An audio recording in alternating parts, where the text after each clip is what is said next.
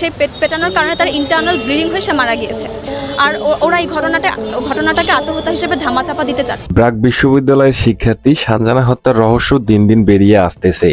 ঢাকার দক্ষিণখান এলাকায় নিজ বাবা তার মেয়েকে হত্যা করে 10তলা ছাদ থেকে নিচে ফালায় দেয়।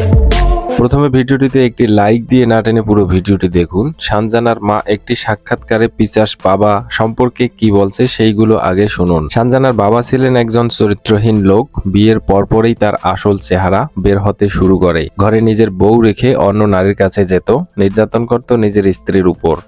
গেল কিছুদিন আগে বাড়ির কাজের মেয়েকে ধর্ষণ করলে সানজানা সেটা অনৈতিক কাজ দেখে ফেলে। এখান থেকে বাবা মেয়ের সম্পর্কের ফাটল ধরে, যদিও আগে থেকেই সম্পর্ক অতটাও ভালো ছিল না। সানজানা মায়ের কাছে বিচার দিলে পিশাচ বাবা মেয়ের সামনে মায়ের গাল কামড় দিয়ে রক্ত বের করে দেয়। অমানসিক নির্যাতন চালাতো পরিবারের সদস্যদের উপর। নির্যাতন সহ্য করতে না পেরে কিছুদিন আগে